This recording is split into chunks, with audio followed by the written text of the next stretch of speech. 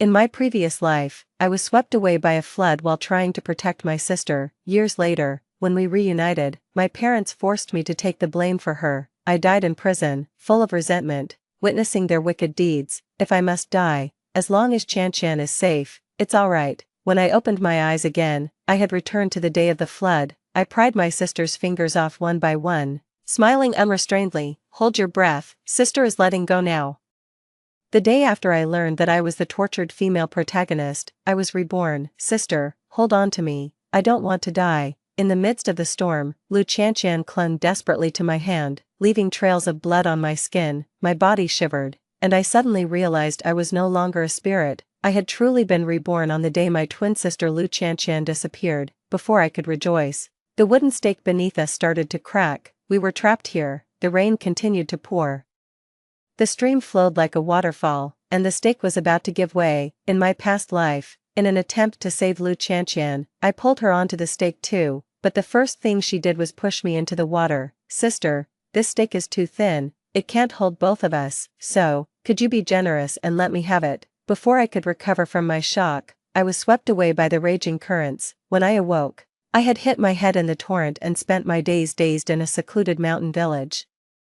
Beaten and insulted, I lived a life that was neither human nor ghost-like. 15 years later, my biological parents took me back to provide for my education. I thought they were there to make up for the lost affection, but all their care was to make me take the fall for my sister, who had fled after causing an accident. Yan, it's not that mom and dad are biased, we've invested so much in Qianqian over the years. She's still so young, has such a bright future. And she's about to marry the wealthiest man locally. We really can't afford to waste her youth in prison. Yes, Yan, actually spending a few years in jail isn't that long. We'll take care of everything for you. Once you go, you won't suffer any injustice. When you get out, Mom will definitely take you back home and take good care of you. They seemed earnest, like parents who truly cared for their daughter. But even with my compromised intellect, I knew that being in prison was no good. I struggled to escape, but was restrained by the bodyguards they brought and was forced into the police station to take the blame. The verdict came quickly. Lu Qianqian and I, being identical twins, looked extremely alike. With a little makeup, hardly anyone noticed the switch. I spent 5 years in prison, but the days were not as good as Lu's parents had promised. Being frail, I became a target for bullying in prison. Not only did I have to do the dirtiest and toughest jobs, but I also faced endless beatings. Every month when the supplies were distributed, even my sanitary pads were confiscated by the so-called big sister. Under their care, I mysteriously lost a kidney. Perhaps fearing retribution, the Lu family gave me a sum of money after I was released, but by then, I was drained of life and soon died full of resentment. After my death, my soul returned to the Lu family. Only then did I learn that all the suffering I endured in prison was orchestrated by Lu Qianqian. A fool like you deserves to be my sister and share the Lu family's wealth. Even on that stormy day years ago, when she insisted on going out in the rain to buy snacks, I went with her out of concern for her safety. That was when the floodwaters swept her away. Sister, help me please. The splashes from the heavy rain almost obscured the face of Lu Qianqian, as she struggled to call out. She desperately pulled me forward, crawling. The pain of my nails cutting into my skin snapped me back to reality. Seeing her still somewhat immature face, the corners of my lips curled up further. Are you thinking that this wooden stake is too thin to support both of our weights? Or are you thinking, once you get on it, you can push your sister down and save yourself? A flash of shock passed through Lu Qianqian's eyes, mixed with embarrassment at having her thoughts exposed. But after all, she was still a child, not yet mature. With doubts in her heart, she naturally voiced them out, murmuring, How did you know? Of course, I knew. Because I was thinking the same thing. As if she guessed what I was about to do, the color drained from Lu Qianqian's face. Sister, don't do this. I am your sister, your full sister. TSK. Now she remembers we're full sisters. I made a silencing gesture with my hand, and then, under her horrified gaze, I pried her already weakened fingers off one by one. Hold your breath, sister is going to let go now. Lu Qianqian disappeared. From then on, the Lu family was left with only one child named Lu Yan. My parents posted notices and advertisements, but I was in my room, my eyes swollen from crying, not from sadness, but from overwhelming joy. Though tears streamed down uncontrollably, my smile was broader than an AK. Seeing me like this, my parents thought I was distressed by my sister's disappearance. Their hearts softened, and they couldn't bring themselves to scold me. "My dear, it's not your fault, your sister was too naughty. If she hadn't insisted on going out to buy snacks, you wouldn't have had to chase her out in the storm. It's good that you're safe. Let's just be a happy family of three." Parents always favor the child by their side. It used to be Lu Chanqian, but from that moment on, the scales would forever tip in my favor. I couldn't help but wonder, what would Lu Chanqian think if she heard this? Certainly, she wouldn't feel good.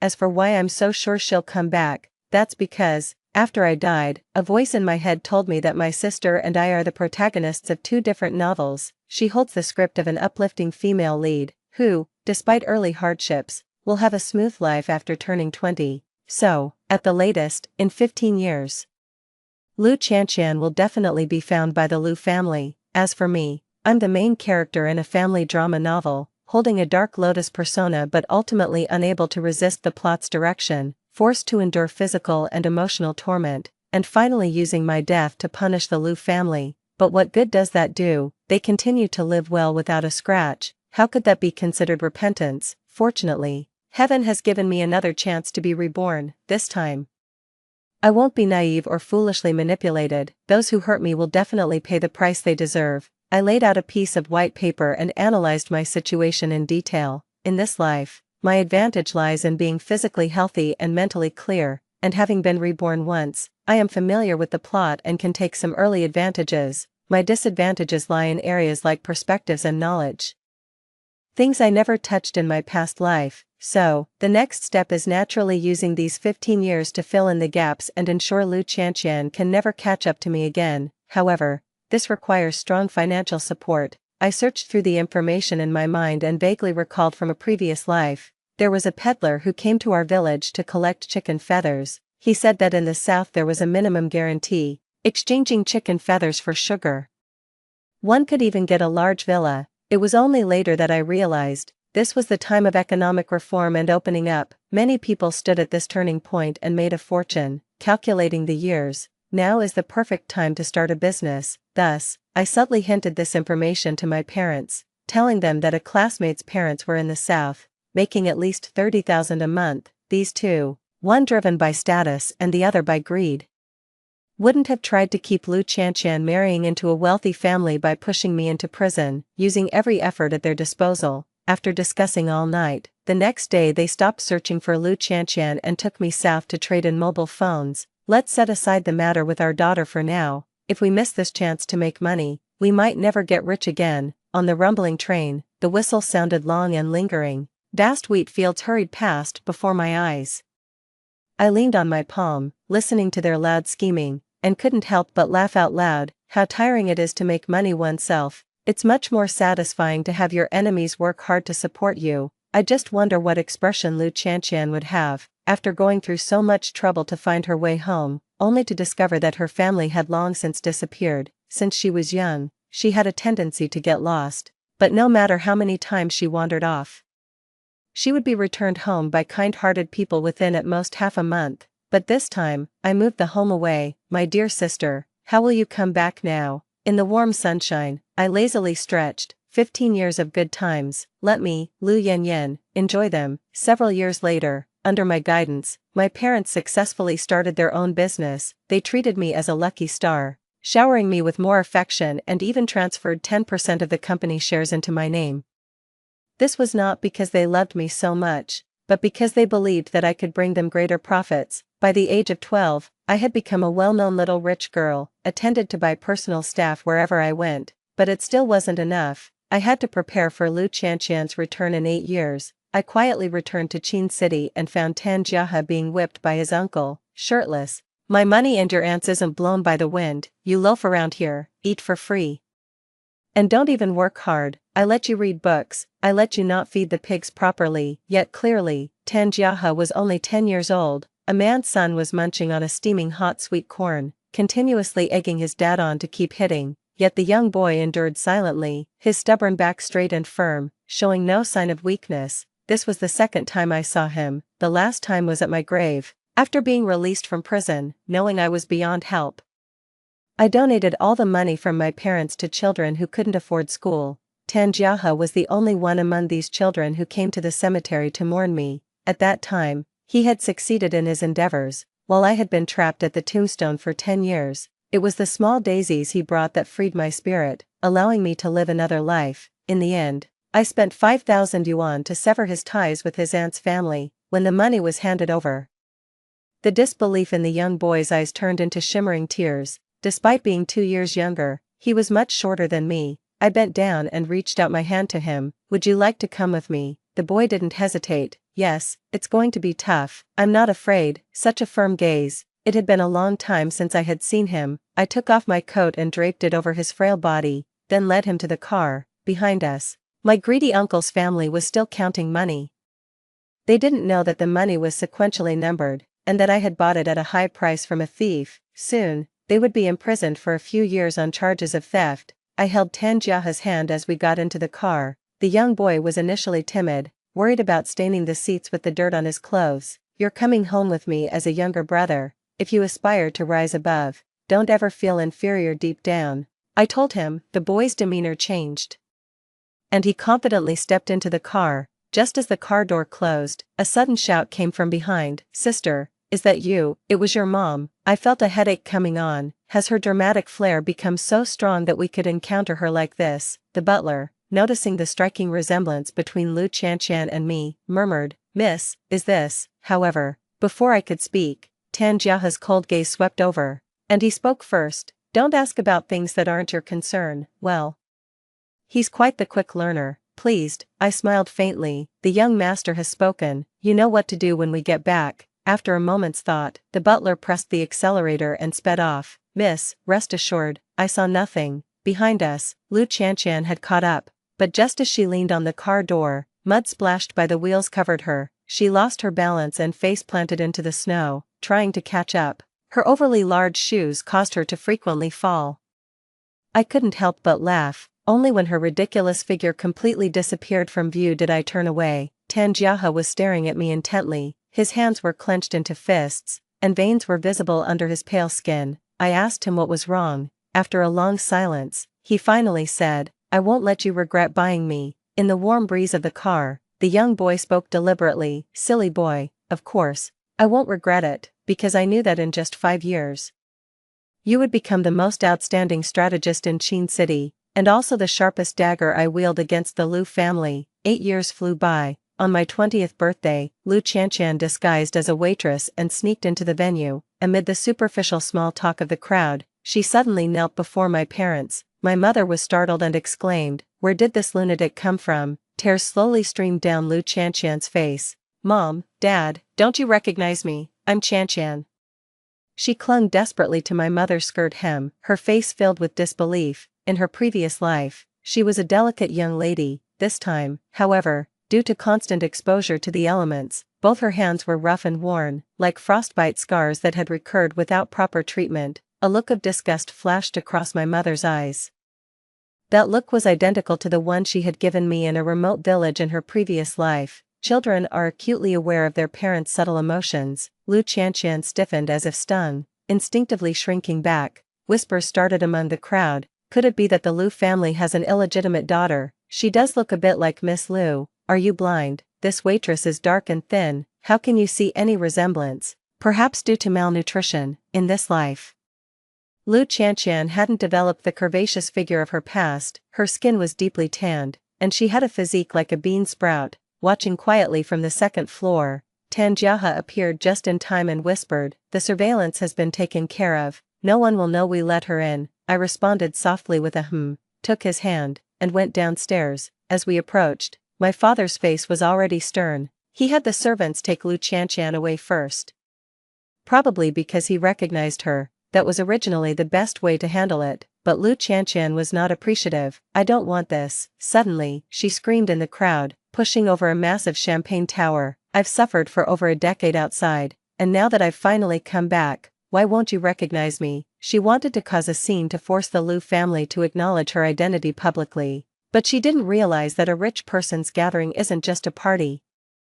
It's also a venue for facilitating business deals. My parents wanted to close a major deal today and naturally wouldn't allow any disturbances. Moreover, she was trying to drag me into her mess. where's Lu Yanyan? It was Lu Yanyan who pushed me into the water all those years ago. Mom and Dad, you have to stand up for me, she accused me impatiently, but before she could finish, a sharp slap landed on her sunburnt, dry face. You disgrace, do you think you can tarnish my family's daughter?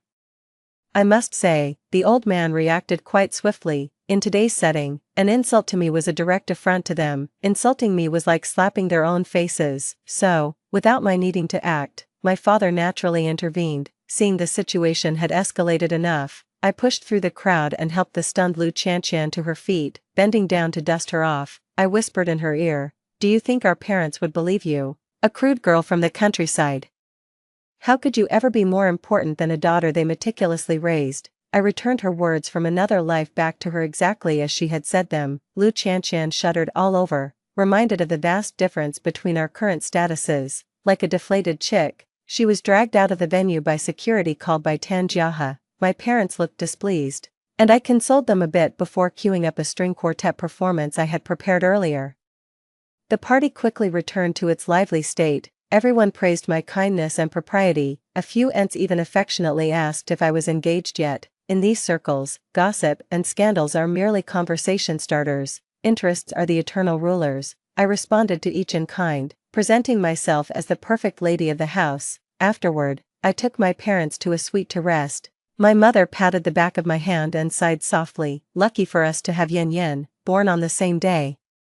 But your sister doesn't have half your wits, my father also muttered under his breath. She's only just returned and already causing trouble. Had I known, it would have been better if she'd died out there, facing a daughter who had suffered for years. Their first reaction was to scold her. I glanced at Lu Chantian hiding behind a folding screen. With such cold-blooded parents, even I felt chilled, let alone her, returning with full hopes. A stab in the heart, so cruel. Indeed, her figure wobbled. Nearly unable to stand, suppressing a smile, I pretended to console. Don't say that, after all, Chantian is part of our family. My father sighed in frustration. Enough, let's take her home first and let Yen Yen teach her properly. They were about to embark on a project in Europe and had no time to deal with Lu Chantian. I smiled. Don't worry, leave her to me. The simple truth of karma. I had long wanted to teach her a lesson. 6. After Lu Chantian was settled in the old house by her parents, they left for France with Tan Jiahe early the next morning. When I got up, I heard Lu Chantian arguing with the nanny. "Wu Ma, what do you mean by throwing away the clothes?" Wu Ma sneered disdainfully. "Sorry, my miss is a clean freak. She doesn't wear clothes that others have dirted." Last night, after the party, the butler went to fetch Lu Chantian's luggage, but with a grand gesture, she declared, "What status do I have now that I should settle for such low-end stuff?" In front of the butler, she burned her old clothes to ashes. So, when she returned last night, she had no choice but to wear my pajamas. Unexpectedly, this morning when I woke up, I saw Wu Ma tossing the pajamas Lu Chantian had changed out of into the trash. Lu Chantian grabbed Wu Ma, demanding an explanation. "I only wore it once, how could it be dirty?" Wu Ma huffed, muttering softly, "Don't you know yourself how they got dirty? 20 years ago, Wu Ma's husband ran off with a nightclub hostess, leaving behind his mentally challenged son, depending solely on her, and according to Tan Jiahe's investigation, before returning to the Lu family, Lu Chantian had also worked in a nightclub. I had intentionally let slip this information to Wu Ma last night, and sure enough, it exploded today." The two quarreled incessantly. Lu Chantian grabbed Wu Ma by the hair, swinging at her from both sides. Wu Ma was not to be outdone. Being a distant relative of her mother, she was used to throwing her weight around. Though she didn't dare to curse openly, she used underhanded tactics to leave several red marks on Lu Chantian. I remembered in my past life, I had also briefly stayed with the Lu family. Back then, Wu Ma, under Lu Chantian's instigation, humiliated me in every way. Only at that time, I was naive, thinking even those who fed me stale buns were kind. I knocked on the glass door, the crisp sound bringing them back to their senses. Wu Ma looked at me, flustered. "Miss, you, dock a month's salary." Lu Chantian looked triumphantly at Wu Ma. "Did you hear that? I am the young mistress of the Lu family, and you are nothing but a dog of the Lu family. Tired of living, are you?" Before she could finish, I continued, "You, no going out for a month." That stunned Lu Chantian. Why? There was no why. In the Lu family, I had absolute authority. Wu Ma scoffed. "Ha! A jungle fowl still thinks it's a phoenix." Seeing the once close servant and master turn against each other, I couldn't help but feel pleased. Holding my ticket for a vacation in Venice, I quietly turned away, leaving them to their renewed world war. A month should be enough for them to tear each other apart. 7. I really do acknowledge Wu Ma's fighting spirit. When I returned from my vacation, Lu Qianqian had been so agitated she broke out in acne all over her face. This only added insult to injury given her already modest looks. When my father returned and saw her swollen, pustule-covered face, he actually made her eat in the kitchen alone. The reason? She was dampening the whole family's appetite. I had to pinch my thigh blue to keep from laughing out loud. Lu Qianqian, carrying her bowl, shot me a venomous look as if to say, "You just wait." But the protagonist of a thrilling tale always finds her footing quickly. Under our parents' arrangement, she enrolled in the same prestigious school I attended. During the opening ceremony, as I, representing the returning students, took the stage to speak, I found a flattened dead toad in my speech notes, tiny, but enough to drive me mad. Below the stage, Lu Qianqian smiled with ill intent. Only she knew that ever since I was little, I'd been terrified of those slimy, slippery things. But those tricks are outdated. In my past life, after I was found, my parents placed me in her class. Lu Qianqian secretly put several dead toads into my backpack. The cold, stiff touch awakened the fears I had harbored since sleeping under the bridge, causing me to scream in class and further solidifying the rumor that the eldest daughter of the Lu family was a fool. During my brief time at school, I was isolated, slandered, and bullied until my parents dragged me to take the blame for her. But not this time around. Years ago, I deliberately rented a dark, damp basement and forced myself to stay in the same room with them. The first time lasted only half an hour. When Tan Jiahe pulled me out, my lips were pale, but I asked him to lock me in a little longer. It took me 3 months to completely overcome my fear of amphibians. With a scornful smile, I calmly closed the folder containing my speech and took the microphone, as the representative of the senior students.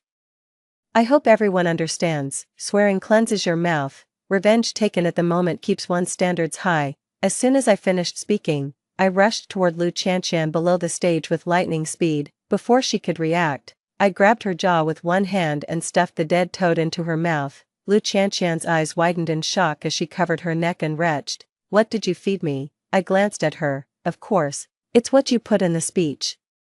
Her tears burst out immediately. "What, you bitch, you fed me a dead toad," I said, deliberately dragging out the tone, "so you admit it was you who put it there?" Lu Qianqian choked, her eyes shifting guiltily. "When did I admit that? You are my own sister. How could you frame me? How convenient. I'm her sister when she needs me, but a bitch otherwise." I laughed derisively. "I didn't say what I fed you. If it wasn't you who put it there, how would you know it was a dead toad?" Hearing this, Lu Qianqian turned pale. Everyone in this elite school is sharp-witted, and they all understood the situation now. My gosh, this is the first time I've seen such swift karma. Lu Yanyan slinging that toad single-handedly is too cool. From now on, she is the only sister for me. Flunk school, take revenge on the spot. That's how you maintain high standards. The matter was quickly investigated. It turned out that while the teacher and I were discussing the order of the presentation, she secretly put a dead rat in there. In the video, she acted boldly without any hesitation. She didn't know that the school's grid infrared cameras only activate the red light when the external environment falls below a certain light level set by the camera. Lu Qianqian thought the light being off meant it was not recording.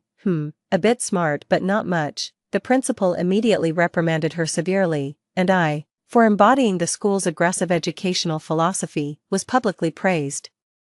Of course, the incident also reached my parents' ears. Without a word, my father slapped me again. "I sent you to school to learn, not to cause trouble. Can't you be more like your sister and give us peace of mind?" My mother initially wanted to intercede, but seeing me frantically washing my hands since I got home, as if traumatized by the dead toad, she also started to scold her. "Thank goodness you were just scared. If something had happened to your sister, I would have dealt with you severely."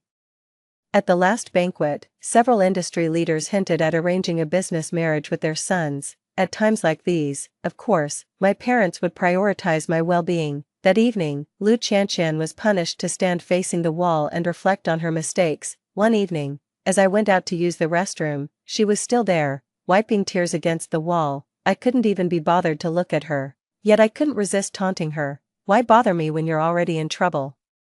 Unable to hold back any longer, Lu Qianqian burst into tears. at the freshman orientation, I quickly made a name for myself. Lu Chanqian, on the other hand, due to her own malicious schemes, ended up like a rat crossing the street that everyone wanted to hit. After all, no one is a fool who would want to befriend someone deceitful, who had also metaphorically swallowed frogs. Consequently, Lu Chanqian was no longer called by her name. Everyone started calling her Lu Frog, Lu Bad Breath, Lu Blind to Surveillance. I found it both sad and funny. However, things developing in this way effectively ended her chances of being the favored heroine in the school as she had been in our previous life. She could no longer form cliques and manipulate groups to bully me as before. With no tricks left to play, Lu Chanqian was forced to lay low for a long time. But was that enough? She needed to experience both physical and mental torment, endure all the hardships I had faced in my past life. To repay her debts, in the evening, I asked Tan Jiahe to join me for a play, and on the way, I presented him with an admission letter. Do you want to be my classmate? 8 years ago, he and I had left Qin City together. Back then, I did not take him home but arranged for him to stay in an apartment under my name, knowing how stifling traditional road education could be for a genius like him. I personally selected 10 industry experts to be his tutors, with talent and hard work. The current Tan Jiahe excelled in everything from financial mathematics to etiquette, horseback riding, tea ceremony, and golf. He didn't really need to go to school with me, but I needed to give Lu Chanqian a reason to continue her antics. He looked puzzled as he took it. Why suddenly think of sending me to a proper school? I kept a straight face and enticed him. I thought getting an MBA might be good for expanding your network, especially since you'll eventually run the Lu Corporation. He pondered for a moment. You want me to provoke Lu Chanqian, don't you? I was startled. How clever this kid was, although all his skills were cultivated based on Lu Chanqian's preferences. I had never mentioned this to him before, yet unashamedly, I asked, how did you know? He gave a resigned smile. You're not one to undertake pointless tasks, yet, you're having me enroll in an MBA program I could easily pass, and the only variable in this scenario is Lu Chanqian. I guessed it's about her. Plus, you seem to really hate her. Being outsmarted by someone 2 years younger irked me. She has done things to me that are unforgivable. Don't try to persuade me to be more forgiving, or I might just throw you out of the car. I showed off my fist, as large as a sandbag. Tan Jiahe laughed, his warm palm enveloping my hand, gently pressing it down. I won't. Those 2 simple words were resolute and powerful. After I sort out the stocks for the Lu Corporation, I'll enroll. I leaned against his shoulder, swaying the glass in my hand. No rush, Lu Chanqian isn't going anywhere, he softly agreed, taking the glass from my hand. We still have 20 minutes to our destination.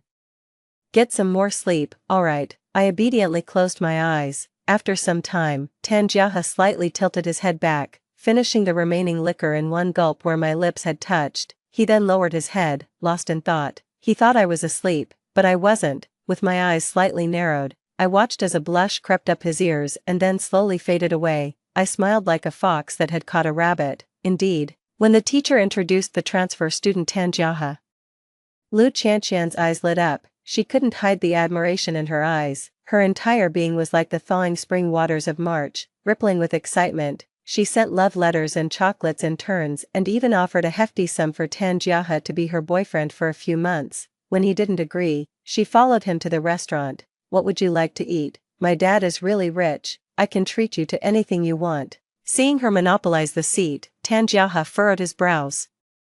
This seat is taken. Where? I don't see anyone. Lu Chanqian looked around. She attempted to continue the conversation, but Tan Jiahe stood up and sweetly called her sister. Wow, I never realized he was so good at handling situations. I cleared my throat and raised an eyebrow at Lu Chanqian. Aren't you going to move? Or are you waiting for me to order you some spicy frog? A wave of sticky, nauseating memories surged, causing Lu Chanqian's scalp to tingle, and she reluctantly walked away.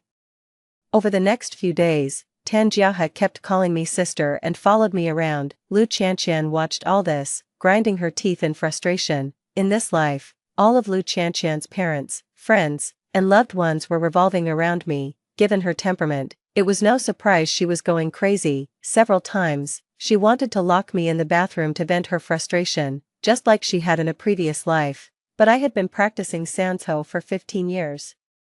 And escaping from a bathroom stall was no challenge for me. The first time, when Lu Chanqian was exhausted from splashing water inside, I casually pushed open the stall door. Oh, getting some exercise. The second time, she got smarter and locked the adjacent door too, but I caught her hands and feet and locked her inside instead, leaving her drenched like a drowned rat. The third time was even more unlucky. The school guidance counselor was also on that floor.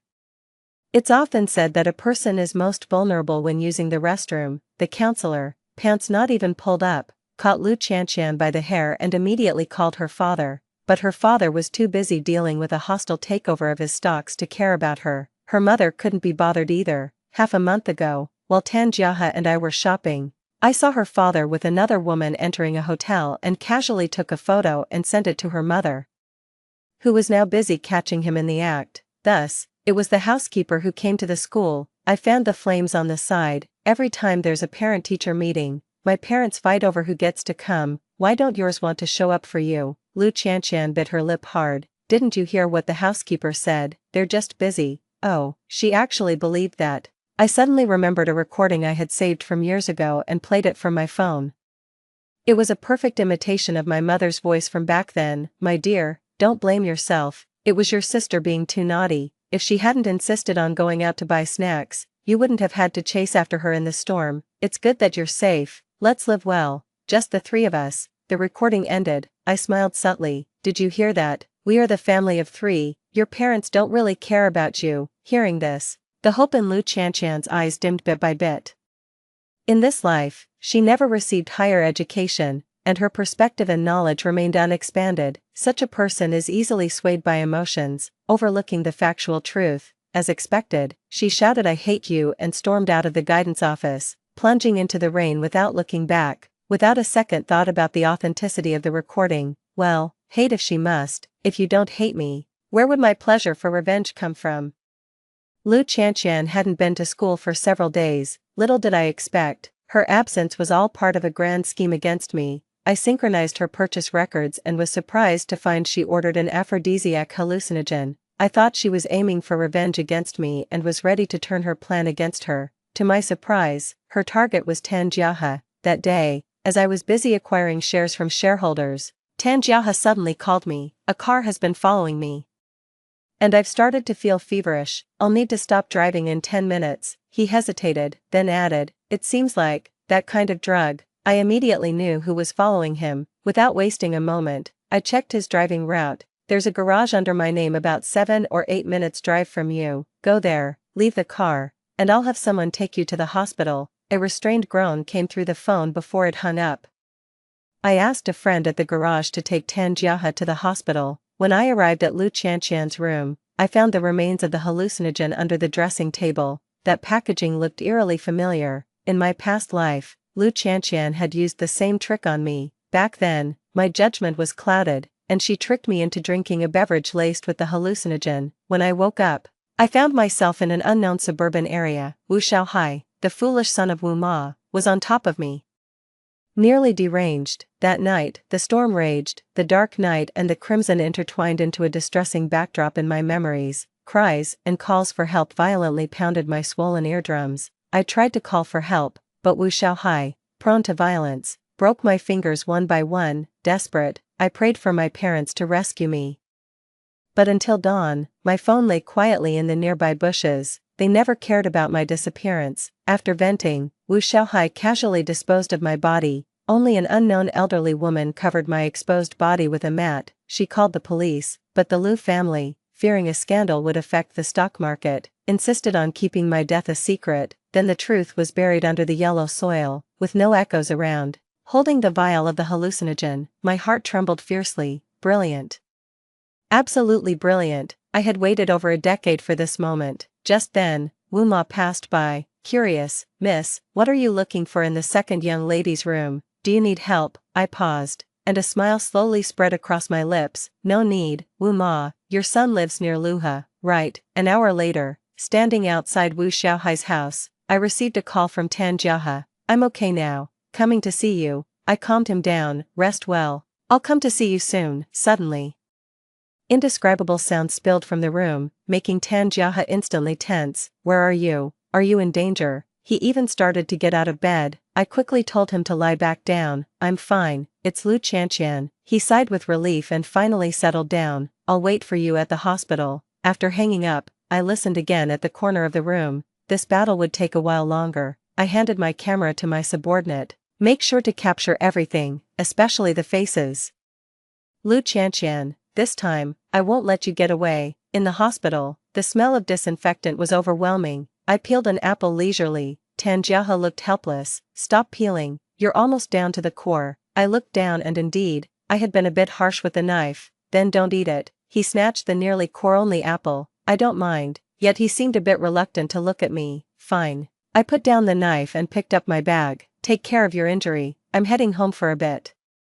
He looked puzzled. "Is there something else?" Of course, there was something else. There was a big drama unfolding tonight. I casually ordered a cake online. By the time I got home, Lu Qianqian hadn't returned yet. Today was my father's 50th birthday, but when my parents came home in the evening, they didn't look happy. Recently, the Lu family had been plagued with negative news. First, their jewelry company was reported for radiation levels exceeding standards.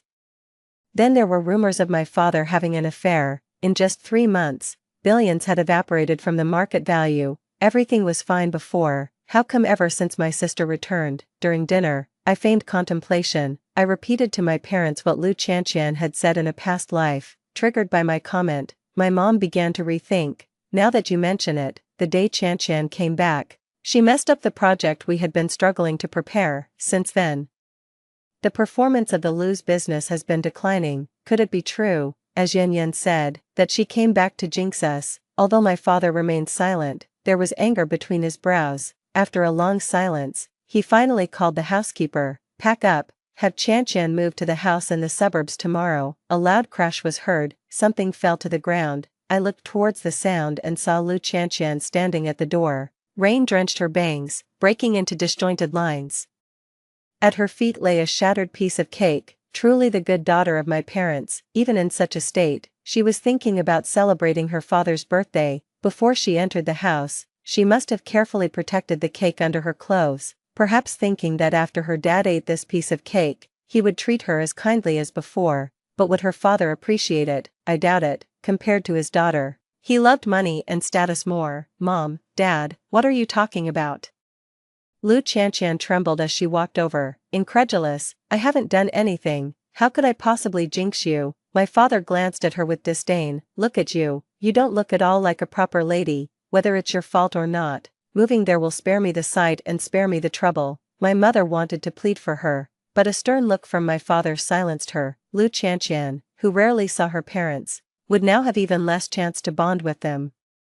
Being moved to the suburbs, she fell to her knees, sobbing and begging her father not to send her away. Her expression was as helpless and pitiful as mine was before I was sent to prison in a past life. But would my parents take pity on her? After dinner, they had the housekeeper pack her luggage. My father's decision was undoubtedly the last straw. The last glimmer of hope in Lu Qianqian's eyes finally extinguished. She slowly raised her head, her voice filled with accusation. "Dad, why do you treat me with such an attitude? Mom, why didn't you help plead for me? I'm Qianqian. Since I've come back looking like this, none of you even asked what happened to me. Instead, you just told me to move out. You used to say when I was a child that I was your most beloved child. Why have you changed? Why are you treating me like this?" My father looked at her as if she were insane. "All of this is your own doing. Ever since you returned, you've caused me so much trouble.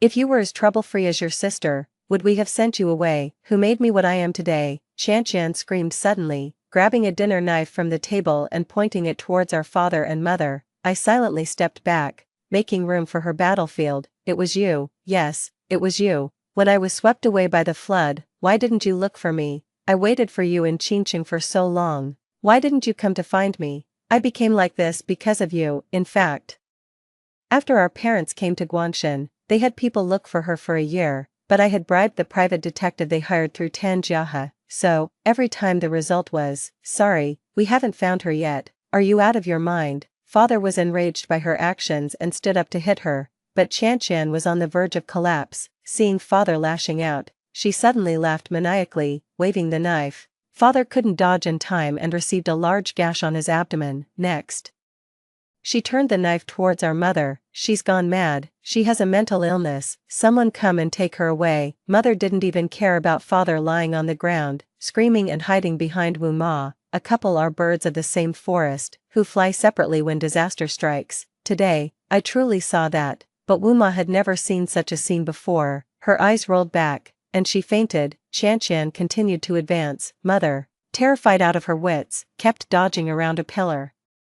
The two of them circling the pillar was quite a sight to behold. I took out a napkin, wiped my mouth, and just then, my skirt was grabbed by father. Yen Yen, call an ambulance, he was clutching at straws, hoping I could save his life, but I didn't care. Again, I extended my index finger, making a shushing gesture. Just endure it, it will be over soon. Isn't that what you said when you sent me to jail? Father looked at me in disbelief, then his eyes widened, and he breathed his last. I continued to watch. Just as Qianqian was about to stab mother, the butler rushed in with people. Sorry miss, we were too late. No, you came too early. I sighed silently, but the outcome was somewhat satisfactory. I found myself in the hospital again. This time, lying on the hospital bed was my dear father. The old man was tough. Despite the large wound inflicted by Qianqian, he didn't die. However, the doctors said that when he fell, he hit his head, causing a stroke. Although he was conscious, he would never be able to speak or get out of bed for the rest of his life. I wiped his face for the last time, and while bending down, I whispered in his ear. Are you curious about who leaked the news of your affair and the use of radioactive jewelry by the Liu family? His pupils dilated suddenly, staring at me with hatred. He must have understood, but with all his strength, he could only make incomprehensible noises. Just then, a nurse came in to give him an injection. I took one last look at him, a final blow to the heart. Thank you, Dad, I'll take over Liu's company. 5 years ago, I registered the company under the name of Tan Jiahe. He had the Liu family stocks targeted in secret. Now that the chairman has lost his capacity to act and the company is mired in scandals, it's the perfect opportunity to seize power. I'll be taking over in a week. My mother, well aware that I am the only one who can support her in old age, naturally didn't dare to object. Liu Qianqian, on the other hand, was arrested and jailed for intentional homicide. To my surprise, the person who died by her hand was not my father, but Wu Xiaohai.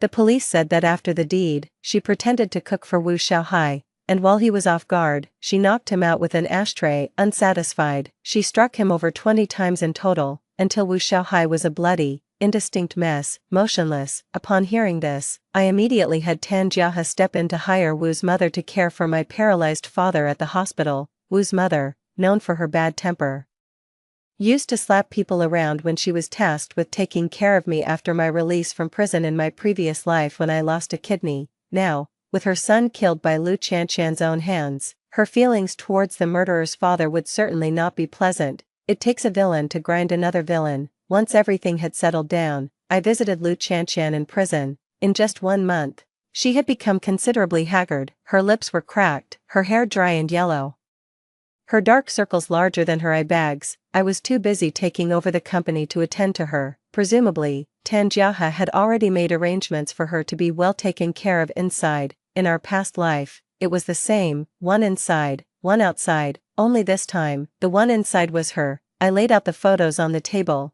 In them, she was naked, her face flushed, tightly entwined with Wu Xiaohai. Considering Wu Xiaohai's offensive actions, the judge sentenced her to 25 years in prison. But how could that be enough? Your remaining years will be spent trying to erase yourself from the internet, but even upon release, there will always be people who remember what you look like. They will despise you in every corner of the world for me, and you will never escape it. As soon as the photos were brought out, Liu Qianqian understood what was happening. It was you who lured me to Wu Xiaohai. It was you who fed me hallucinogens. Liu Yanyan, why did you ruin me? Why indeed? Because you owe me a life. Just because I once tried to push you off a tree stump. I shook my head. Not just that, in our past life, you did many unforgivable things to me, but unfortunately, you don't remember them. Otherwise, I can't even imagine how joyful it would be to see her remorse. Liu Qianqian was stunned. Are you insane? You're treating your own sister like this over a non-existent past life. And even if I really did hurt you, that was in another life. What does it have to do with this one? I haven't caused you any real harm. Listen to her, always finding excuses for herself, but I won't justify myself, because I understand that my beautiful future isn't due to her mercy. It's because I've already cut off her potential for wrongdoing at the root. You're wrong. I waved my finger in front of her. Harm isn't defined by the perpetrator. wandering in front of the monument for those 10 years. Hate and grievances clung to me like a chronic illness, tormenting me into sleepless nights. Even though my body was gone, I remembered every injury clearly. How could I possibly give up on revenge just because of a lighthearted "it has nothing to do with this life"? There is no generosity in a black lotus. Lu Qianqian glared at me fiercely, and after a moment, she suddenly stood up and began frantically pounding on the partition. "Police, I want to see the police, it's Lu Yanyan," she framed me. It's Lu Yanyan, but who would believe the words of someone powerless and insignificant? The prison guard quickly approached, knocked her out, and dragged her away, separated by the display window. I waved at her for the last time. "Enjoy your time in prison, my dear sister." While I was busy cleaning up the old parts of the company, my father gave me another big gift. Unable to endure the torment from Mrs. Wu, he intentionally fell from the bed, a blood clot dislodged, causing a cardiac thrombosis. And he passed away that night. At the funeral, I covered my mouth, laughing until tears streamed down my face, while the guests comforted me, urging me not to be sad. Honestly, it was a relief. As for my mother, she cried herself into unconsciousness. Those unaware would think she wasn't the one who abandoned her husband that day. People rushed her to the hospital. I thought she was overly grieving the loss of her support, but when the doctor came to examine her, it turned out she was pregnant. Everyone then urged her to mourn respectfully for the sake of the child. Mother dabbed her tears and gently touched her abdomen. "Don't worry, this is surely a blessing from heaven, to leave a descendant for the Lu family. I won't fall easily." She even believed it was a boy. What? The company? Of course, it will be left to the boy. Yan Yan is just managing it temporarily. Eventually, when she marries, it will have to be returned to the Lu family. She stated it as if it was the most natural thing. Then turned to me. "Isn't that right, Yan Yan? From the time Lu Qianqian and I were born, they had always expressed a desire for a son. All these years, I had secretly been putting birth control pills in my mother's milk. Who knew? Despite all precautions, it failed the last time, but it doesn't matter, in this lifetime.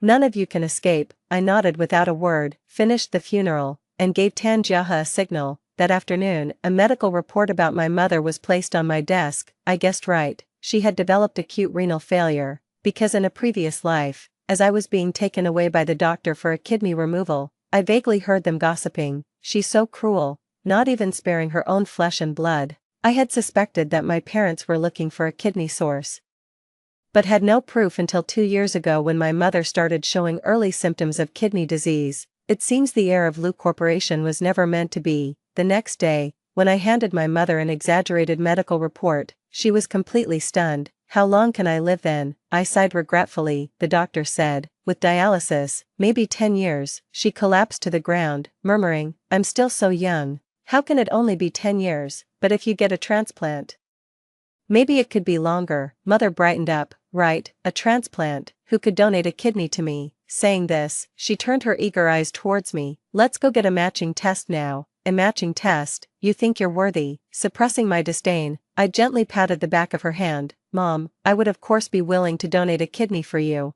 but without Dad, I still have to support the Lu family. Without a kidney, how can I ensure you live a life of luxury? What should I do?" "What should I do? I don't want to die," she asked anxiously, "but Qianqian and I are identical twins. Instead of me going for the compatibility test, maybe, I haven't forgotten, Lu Qianqian still owes me a kidney." My mother immediately understood what I meant. I continued to persuade. "I've seen the account books left by Dad. Before he passed, he was funding organ trades at the 4th prison and the City Heart Hospital. If you bring up Dad's name, how could the hospital refuse to operate on you?" "Right, you have the hospital director's phone number, don't you? Everyone wants to live." Hearing there was hope, my mother's face lit up with joy, but her expression fell again in no time. "But what about your brother? Will he be okay if we go through with this surgery?" "There would definitely be consequences." Still, I put on a face full of concern and advised, "At this point, how can you still not see clearly? You're not a Lu by blood.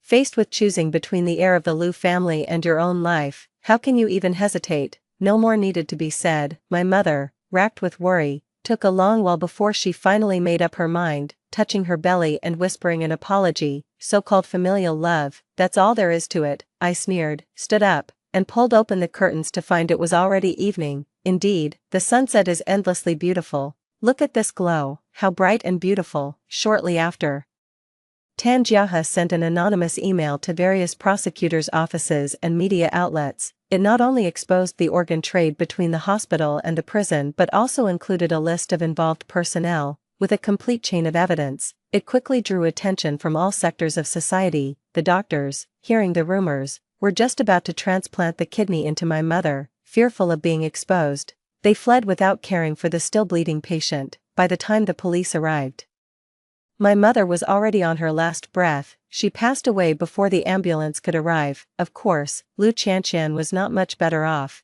Having had a kidney forcibly removed, she survived but went mad. Upon waking, she disregarded all restraint and pulled the needle into her artery. The nurses said that her last words were, "I want to be reborn." It seems she overheard the doctor's gossip and figured out that my mother was the mastermind behind it all. In despair, she too wanted to defy fate like me. But no one will bring her daisies. Without good deeds, how can there be good outcomes? The news of her death arrived on my 21st birthday. I opened a bottle of red wine and drank 3 glasses. Thank you all, Dad, Mom, and Lu Qianqian. Your retribution is the best birthday gift I've ever received. Congratulations, you finally got what you wanted, said Tanjiaha, lifting his glass to toast with me. For many years, he had been lurking in the shadows, handling matters I couldn't deal with directly. He did well, I am grateful to him, but for the minor sabotage needed to take down the Lu family, someone has to face the consequences. The police are already on their way. Sacrifice him, or sacrifice myself. The answer is obvious. In front of the large window, Tanjiaha, clad in black, stood with a straight posture. Many years ago, he stood here as well, promising me, "One day, I will give you everything you desire," seemingly anticipating something. He looked towards the distant lights, his gaze filled with tragic solemnity. "I've always had a question I wanted to ask you." "Ask," I replied, "a request I could still grant. I've seen your records. Before me, you had considered other children. Why did you choose me in the end?" After a moment of thought, I said, "Because you were talented and had never been treated well from a young age. I knew that if I showed you kindness, you wouldn't easily betray me." After being reborn, I spent 3 years studying criminal psychology. Tanjiaha was my first experimental subject. He looked down and gave a bitter smile. "I knew it, you were using me right from the start." The police sirens were solemn, already sounding beneath the Lu mansion. Neither of us spoke. We just sat silently, waiting for the darkness to swallow the last light of the dusk. Just before the police entered, he suddenly asked me, "Sister, who do you think will win?" Before I could reply, a rugged man pushed the door open. "Miss Lu Yanyan, we have some questions regarding your illegal involvement in the Lu's radiation jewelry and organ trafficking case, and we would like you to cooperate with the investigation." I looked up at Tanjiaha. Ah, the wolf cub I raised has finally grown up. At the turn of summer and autumn, a cold autumn rain fell. After 15 years, I returned to Qin City, this time, not for revenge, but to pick someone up. 15 years ago, I spent a few days in a detention center, then was told the investigation was over and I could go home. Tanjiaha took the blame for me. He spent 5 days intentionally exposing the loopholes he had left earlier, taking all the blame upon himself. After the sentence was effective, I visited him in prison. Through the glass, I sneered, "You've grown wings, deceiving even me." He actually smiled. "You're allowed to deceive me, but I'm not allowed to deceive you." He was referring to when I admitted I had been using him when he asked why I chose him. Indeed, my approach to Tanjiaha was not pure, but more importantly, evil begets evil, and good should also be repaid. Isn't that fair? Everything I gave him, from a piece of clothing to the entirety of the Lu estate, was a reciprocation for that bunch of daisies. Honestly, I had also considered just using Tanjiaha as a pawn. I left all the morally gray tasks to him so that I could later be free of blame. But over 2 lifetimes, with the people around me being either corrupt or rotten, it was he who let me see the last bit of goodness in this world. I didn't want to destroy him, so at the last moment, I hesitated.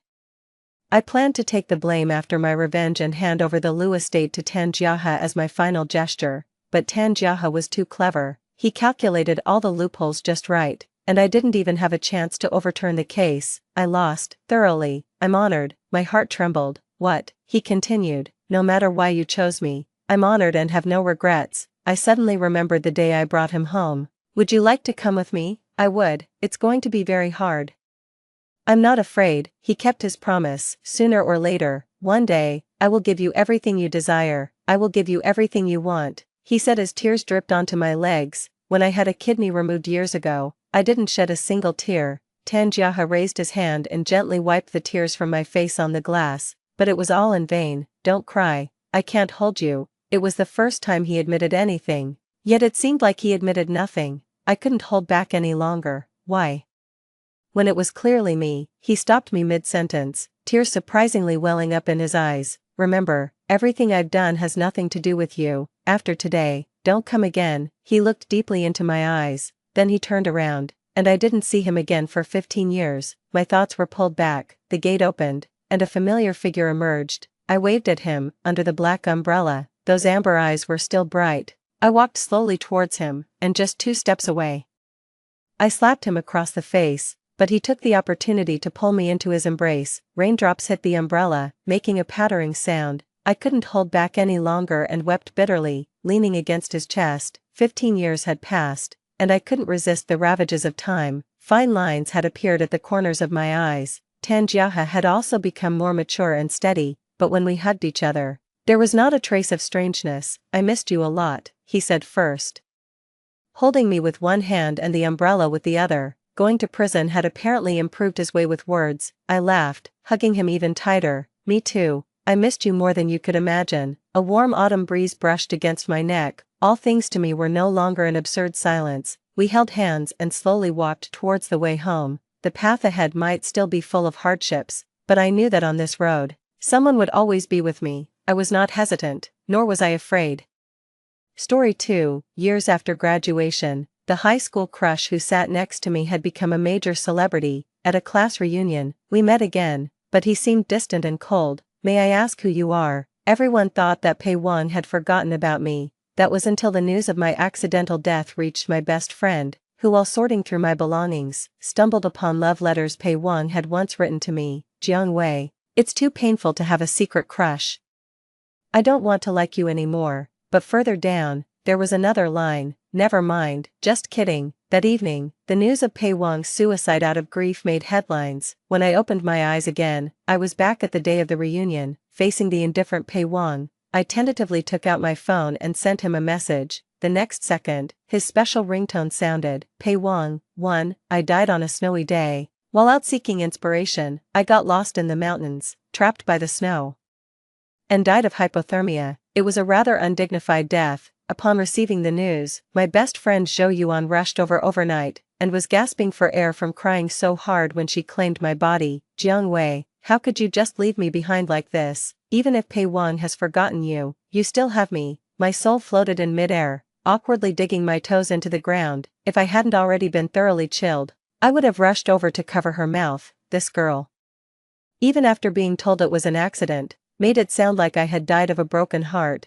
Couldn't she let me keep some dignity in this world? But clearly, Zhou Yuan didn't see it that way. For some reason, she was adamant that my death was connected to Pei Wang and immediately made a call to him. It took a long while for Pei Wang to answer. Hello, a hoarse male voice came through, seemingly just woken from sleep. Zhou Yuan, what do you want? I just finished an overnight shoot. Pei Wang. Zhou Yuan cut him off, her voice mournful. Jiang Wei is dead. After her words, I heard a long silence on the other end of the phone. Even though I was now a ghost, I couldn't help but feel a flicker of hope. What would Pei Wang's reaction be to my death? Would he be upset? Or would he think it was just the death of someone insignificant? After all, at the class reunion a few days ago, he had been so cold towards me. Amidst the teasing from others, he had coldly asked, "May I ask who you are?"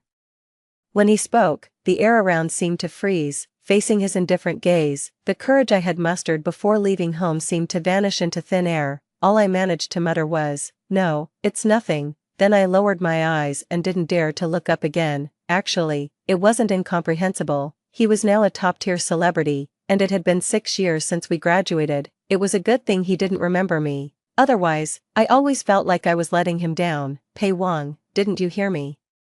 After a long silence on the phone, Zhou Yuan cried out in questioning. I said Jiang Wei is dead, she's dead. Thud, a heavy sound came from the other end as if something had hit the floor. Pei Wang seemed to clench his teeth, his voice trembling. I don't believe it. The next second, the call was disconnected. Zhou Yuan, crying and angry, took a photo of my death certificate and sent it to him before blocking him. I wanted to comfort her, but my hand passed right through her body. In the end, I could only embrace her gently through the air. Stop crying, silly girl. 5 days after my death, Zhou Yuan brought my ashes back to N City. I didn't have many relatives in China. My only brother, who was on a business trip abroad when he received the news, was now on a plane rushing back. When Zhou Yuan arrived at my home with the ashes, my ragdoll cat had been hungry for 2 days. I had left enough cat food for 3 days, thinking I would be back soon, but I never returned.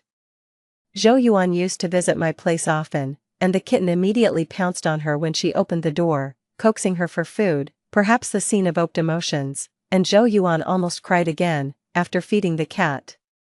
It quickly devoured its food. Zhou Yuan then went into the study to start sorting through my belongings. I was a full-time writer and spent more time in my study than in my bedroom. The desk was left just as I had left it, with a photo frame in front of the computer containing a group photo of us friends from high school. In the photo, Zhou Yuan affectionately linked arms with me in the center, while Pei Wang stood on the far right. With people between us, I smiled towards the camera, while Pei Wang's gaze subtly drifted towards me. Now, seeing Pei Wang only irritated Zhou Yuan, she turned to tidy up other things and was about to pick up the photo frame when the cat, having just finished eating, approached. As Zhou Yuan reached for the frame, the cat sprinted forward and swiped at it. The frame fell to the ground, shattering the glass. Startled, Zhou Yuan picked up the cat and then noticed something in the compartment of the frame. Meow.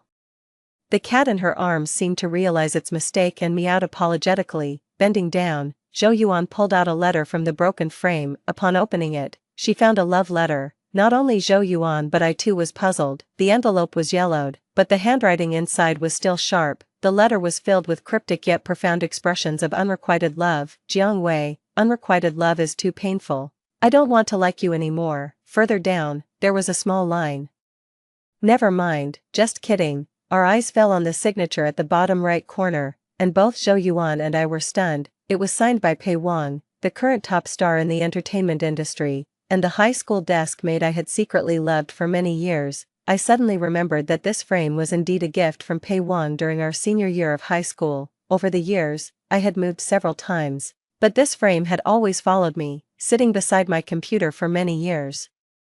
Back then, I never imagined that the frame compartment hid this secret. Recalling the last phone call, where Pei Wang, with clenched teeth and a trembling voice, had said, "I don't believe it," my heart felt unbearably sour. Do ghosts feel sorrow too? I watched as Zhou Yuan immediately took out her phone to remove Pei Wang from the blacklist, but before she could make the call, a notification popped up on her phone from a trending topic on Weibo. #Pei Wang suicide hashtag. In the next second, Zhou Yuan almost tremblingly clicked on the trending topic. Then she saw a video posted just minutes ago by a marketing account with millions of followers. The video showed an ambulance parked outside a high-end villa, surrounded by security and staff. The camera then abruptly shifted, and everyone saw a hand dangling from the stretcher, slender and excessively pale. Dark red liquid dripped from the fingertips, splattering on the ground, blossoming like flowers. The headline read, "Pei Wang committed suicide by slitting his wrists at home tonight." The content of the suicide note suggests a love martyrdom. Seeing the prominently displayed words "love martyrdom" on the headline, my mind seemed to lose the ability to think for a moment.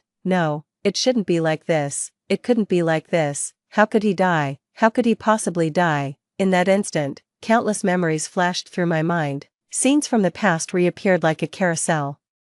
Finally pausing on that snowy winter day, 17-year-old Pei Wang stood at the bottom of the school building stairs, reaching out his hand to me. "Let's agree on that, Jiang Wei," he said, his eyes curved into a smile as he looked at me, his lips slightly lifted in a gentle expression that was almost too tender to be true. "In the future, if I become a big star, you'll be my manager." As he finished speaking, a gust of wind swept through, covering the entire world in pure white snowflakes. It all felt like a grand dream. Jiang Wei, I snapped back to reality. "What are you daydreaming about?" "Pei Wang is here," said a concerned Zhou Yuan. I felt a sudden sourness in my eyes. How wonderful. I had actually returned to the day of the alumni reunion. The next second, as I looked up, my eyes met Pei Wang's gaze. In that moment of eye contact, I almost immediately guessed what he was going to say next. "Why are you crying?" The voice in my memory overlapped with the one I just heard. I looked at him blankly. What? Unlike in the past, Pei Wang didn't ask who I was but instead frowned slightly and repeated in a colder tone, "Why are you crying?" As he spoke, he seemed to subconsciously want to reach out his hand but stopped abruptly upon realizing the surroundings. Then he turned his face away, his frown deepening. I touched my face, only then realizing that tears had fallen. Jiang Wei. Zhou Yuan finally noticed something was wrong. "What's the matter? Are you feeling unwell?" "No, it's nothing." I took a deep breath and hurriedly wiped the tears from my face, pretending to rub my eyes. Probably just an eyelash that fell into my eye. It was embarrassing, crying in front of him. Pei Wang must have found it utterly bewildering. I cautiously looked up at him. He was talking to Zhou Yuan. Zhou Yuan, now an editor at a fashion magazine, was the only one among us who had professional contact with Pei Wang. So after my death in a previous life, she was able to get in touch with Pei Wang. The reunion had been organized a month in advance, knowing that Pei Wang would come, and many people showed up today. Even as the dishes were served, many eyes remained on Pei Wang. Some people seemed born to be the center of attention. He just needed to sit there to be the focus of the room. With Zhou Yuan between us, I bowed my head and quietly ate. Seeing him again was already wonderful. In this life, if I don't die, then he won't either.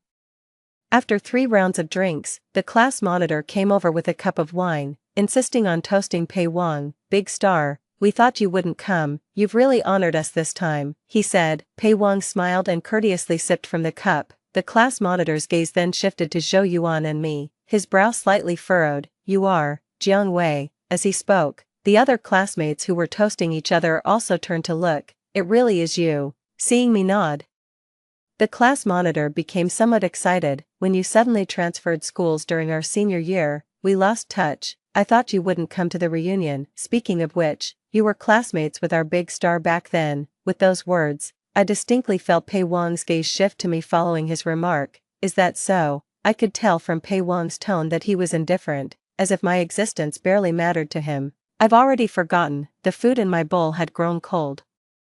I chewed and swallowed, my tongue slightly bitter. In the winter of my senior year of high school, I suddenly transferred schools due to family reasons. Just the day before, we were dreaming about the future together, and the next day, I lost all contact. Over the following years, Zhou Yuan was the only one who stayed in touch with me. Her family was well off, and she knew a bit about my family's situation but never brought it up deliberately in front of me. The next summer, Pei Wang burst onto the scene in a talent show, clinching the championship of that season. That summer, his name was everywhere, his familiar face on TV screens in countless homes, and his songs played in the malls I passed by. It seemed that overnight, I went from sharing a desk with him to being just 1 in a million followers on his Weibo, and finally, I could openly admit that I liked Pei Wang. Studying away from home was tough. Several times, I opened Pei Wang's chat window but hesitated for a long time upon seeing the history of our past conversations. "Jiang Wei, where are you? Jiang Wei, you're late. Jiang Wei, what happened? Jiang Wei, it's snowing. Remember to bring an umbrella." Further down were dozens of missed calls and countless caring messages. The last message was sent at midnight. 9 hours later. "Jiang Wei, I won't wait for you anymore." It was New Year's Eve. We had planned to meet, but I ended up not showing. I typed and deleted and typed in the chat box. Finally, he suddenly called. Startled, I saw the caller ID and instinctively answered. The next second, I heard his familiar breathing on the other end. My throat was sore and hoarse. I opened my mouth but didn't know what to say. "Jiang Wei." The person on the other end almost gritted his teeth. "Speak. What does it mean to be typing all this time?" I took a deep breath and whispered, "Are you doing well?" There was a pause in his breathing. I had imagined countless times what it would be like when I reunited with Pei Wang, but in the end, I just heard his indifferent tone across the phone screen. "Thanks to you, I'm doing very well." After a long silence, I dryly said, "Then, I wish you more and more success, a skyrocketing career." Beep, he hung up. I was left staring at the screen, crying and laughing. Later, as I had said, he continued to rise to stardom. That grand yet discreet crush from my youth thus came to a close. The dinner was very lively. Throughout, Zhou Yuan tried several times to signal me with her eyes, all of which I pretended not to see and ignored. I knew that Pei Wang hadn't really forgotten me, after all. He could name every one of the 40-some classmates but was cold only to me. It was hard to say it wasn't intentional. As the gathering was about to end, I stood up to go to the restroom. On my way back, I passed the terrace and ran into Pei Wang, who had stepped out for some air. Seeing me, he casually rolled up his sleeves, revealing his well-defined forearms, and then expertly flicked a cigarette out of the pack. Glancing at me, he bit on the cigarette and asked, "Do you mind?"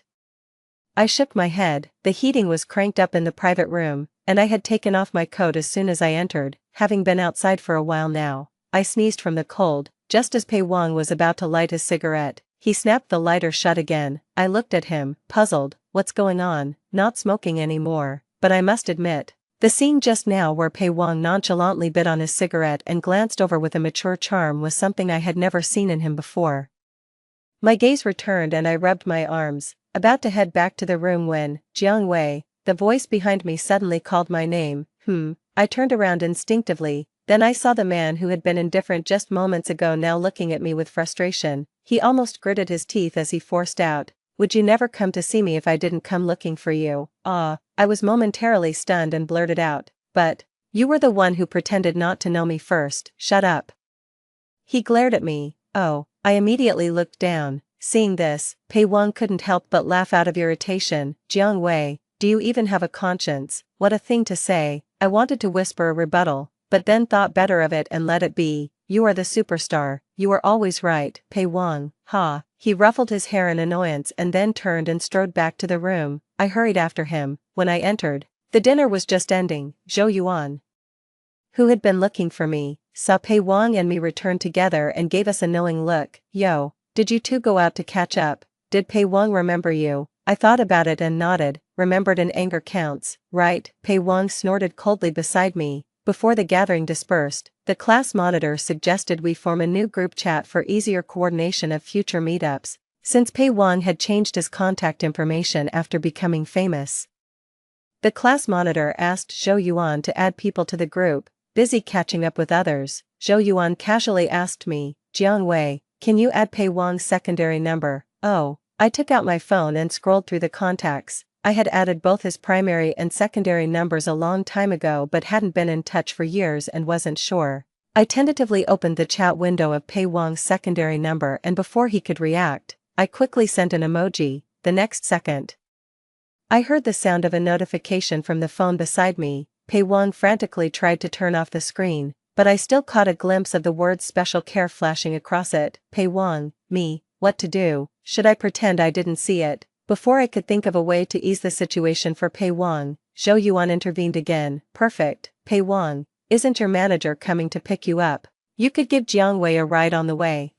Pei Wang immediately frowned, his tone reluctant. "Why should I give her a ride? I've had a drink too, and it's so late. Should she take a taxi home by herself? That would be too pitiful." Pei Wang glanced over at me. I had just put on my coat, and in my eagerness to meet Pei Wang tonight, I forgot it might snow later. I conscientiously fastened the top button but still left a small section of my neck exposed. I was debating whether to hunch my neck or not, considering Pei Wang was still sulking and probably wouldn't care what I was wearing anyway. The next second, Pei Wang casually grabbed the scarf that Zhou Yuan had draped over the chair and swiftly wrapped it around my neck. He was so quick that I barely had time to react before the scarf was snugly covering my face, leaving only my eyes exposed. "There," Pei Wang said after tying a knot and meeting my gaze. I blinked twice. The scarf was tied a bit too tight. I exhaled forcefully, causing my bangs to flutter. Pei Wang seemed like he wanted to laugh but forcefully held it back. "Don't overthink it," he warned me with a stern face. "I'm just worried about paparazzi lurking around. It would be troublesome if they captured your face." Thinking it over, I tried to imitate the tone of sensationalist media. "Shocking. Pei Wang's late-night rendezvous with a mysterious girl, possible love affair revealed. What on earth do you watch every day?" he said, then quickly turned and walked outside. "Keep up, okay." At the underground parking lot, Pei Wang's manager, Brother Zhou, had been waiting for a while. As Pei Wang strode towards the car, Brother Zhou rolled down the window to speak but then saw me, my face tightly wrapped in the scarf, sneaking behind Pei Wang in a half-run. "Manager, what's going on here?"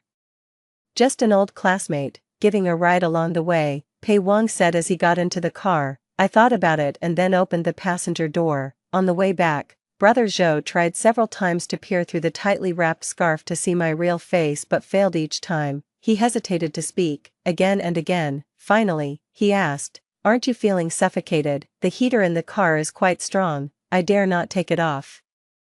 Afraid of being scolded or having my photo taken and posted online, I admitted honestly. Brother Zhou laughed. So, you and Pei Wang were high school classmates. Was he always so temperamental back then? From the back seat, Pei Wang clicked his tongue in disapproval. I thought for a moment and then said, not really, he was pretty nice in high school, at least to me, he was nice. So what changed his temperament so drastically after graduating high school? Pei Wang snickered from the back seat.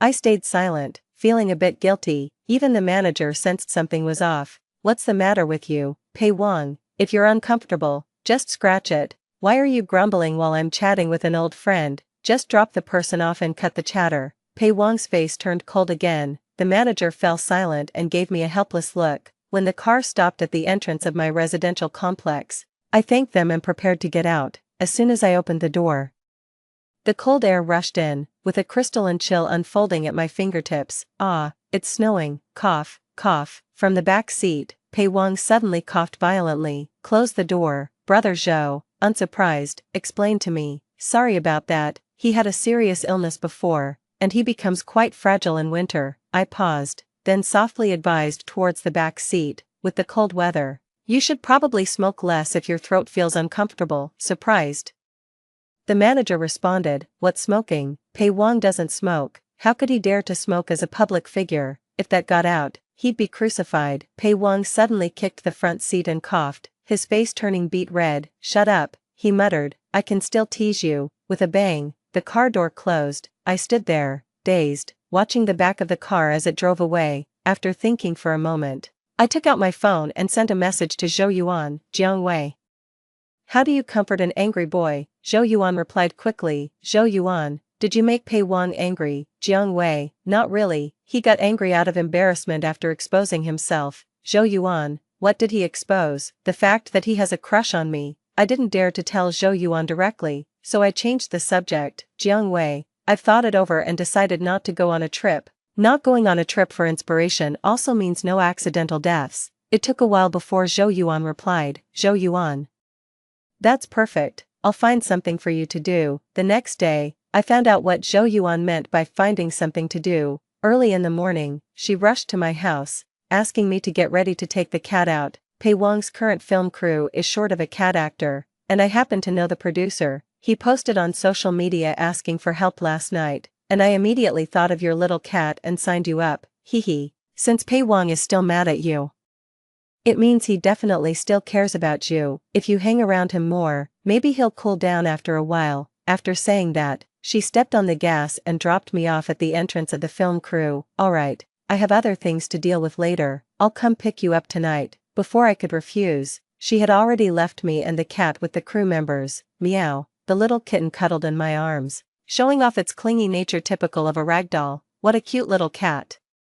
The director will definitely be pleased, a crew member praised. Hearing my little one being complimented, I smiled too, but as soon as I walked into the crew, the little tyrant in my arms flipped over and jumped out. I was startled and immediately joined the crew members in chasing the cat. It was the break time, and several actors were sitting on loungers reading scripts. Hearing the commotion, everyone looked over, and upon seeing that the instigator was a small kitten, they all showed affectionate smiles. What a cute little cat. What color of sack does Mimi like? Chomp chomp, come here, sister has some treats. Amidst the noisy scene, the person on the innermost lounger finally woke up. The man reached for the script covering his face, his brows furrowed, about to speak. I'm sorry, the kitten ran off. I ran over, still panting, and finally managed to catch the culprit in front of all the actors. Meow.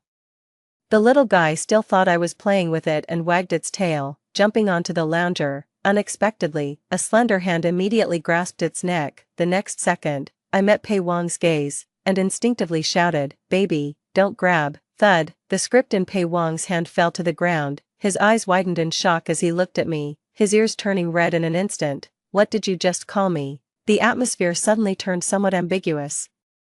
Seeing Pei Wang's face turning even redder, I hesitated for a second between embarrassing him and causing a misunderstanding. Yuan Bao, come here. Meow, the kitten heard me calling it, shook its tail, and started to struggle. Seeing that Pei Wang didn't react, the little tyrant threw a cat punch, freed itself from his hand, and jumped into my arms. looking at Pei Wang again. He seemed to be in a daze, still staring at me. I had no choice but to quietly introduce him. This is my cat.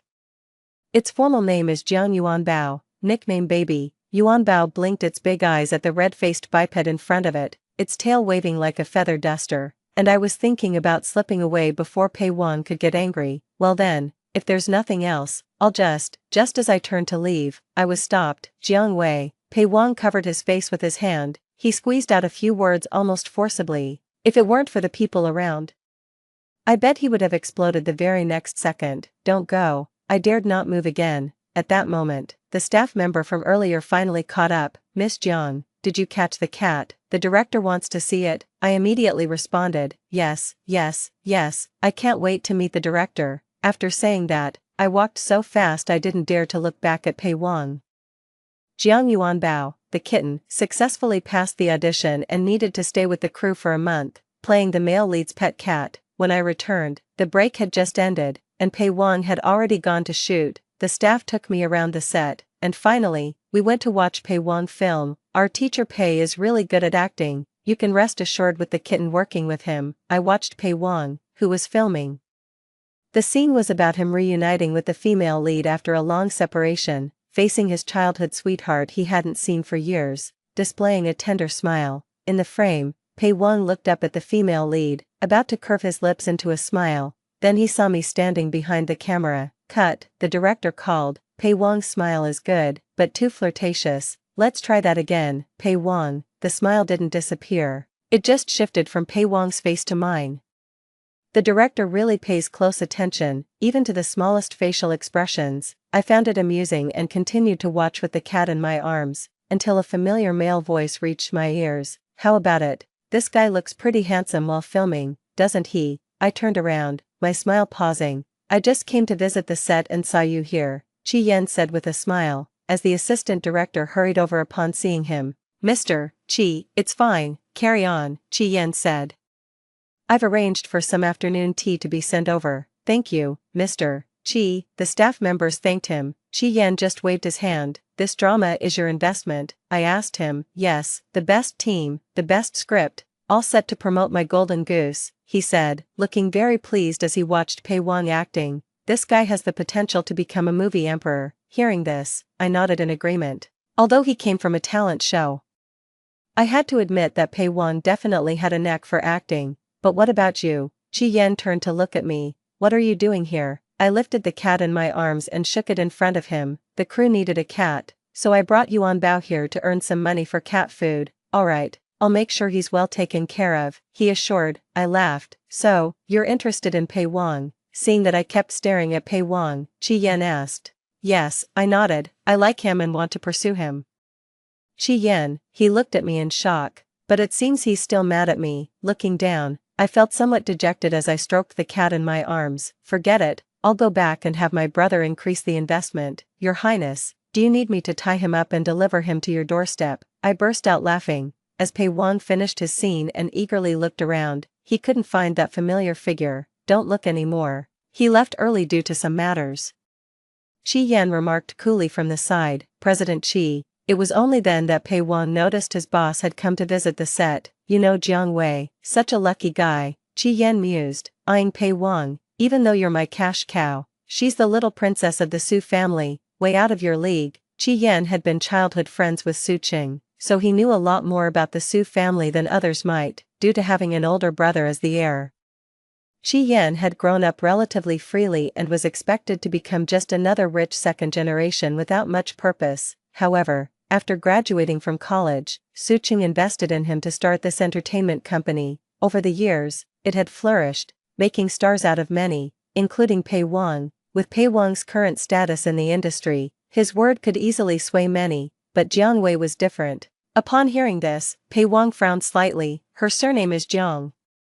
Having been in the industry for years, he was familiar with the Su family but had never linked Jiang Wei with them, not to mention, she had never brought it up during their high school days. A Jiang, but part of the Su family, what's wrong with that? Chi Yan asked, now somewhat curious himself. What's your relationship with her? How do you know each other? We were desk mates in high school, Pei Wang said, sounding unexpectedly gloomy.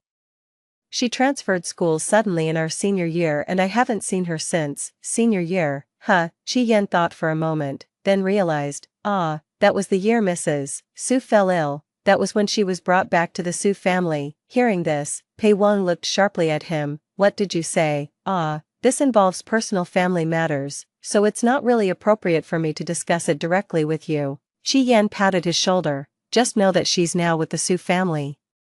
Pei Wang was silent for a long while before finally speaking slowly. So, she had her own difficulties back then. Chi Yan couldn't help but laugh speechlessly. Did you even listen to what I said? I've never seen such a pure case of being love-struck. The next morning, I walked out of the study, feeling lightheaded. The new article I started yesterday suddenly began to get a lot of traffic, but I had no drafts prepared, facing the editor's urgent requests. I didn't dare tell her I hadn't even outlined the plot, so I hurried home from the set to write all night. I had arranged with the crew to bring the kitten for a screen test this morning. Glancing at the time, I mustered the energy to take a taxi there. Thanks to Chi Yan's parting words yesterday, the crew was noticeably warmer to me today. The kitten was taken to shoot, and I was dying of sleepiness, barely hearing someone calling me. Jiang Wei, come sleep here, okay? Too tired to think why Pei Wang's tone had become so gentle, I walked over and fell asleep on the lounge chair. When I woke up in the afternoon, a long men's down jacket covered me. Awake, Pei Wang's voice was near my ear. I looked up to see him holding Yuan Bao, opening a can of cat food for it. Wait, when did he buy cat food? Yuan Bao, come here to mommy. The kitten heard but ignored me. Pei Wang had not only bought the most expensive cat food but also a large pack of freeze-dried treats, which the kitten was now devouring eagerly. You want me to sing a song for you? His voice carried a mix of amusement and affection, diffusing the awkwardness of my clumsy request. I nodded, still slightly inebriated, feeling the warmth of the alcohol contrast with the chill of the night. Pei Wang adjusted his posture, cleared his throat slightly, and began to sing softly. His voice, usually commanding and assertive, now carried a gentle melody that filled the quiet space of my apartment. As he sang, the earlier tension eased, replaced by a comforting tranquility. The playful and teasing nature we usually shared was set aside, revealing a more tender connection. His song was a simple one, but in that moment, it felt profoundly reassuring. When he finished, he smiled, his eyes reflecting a sincerity that was both disarming and endearing. There, he said, hopefully that will help you sleep better.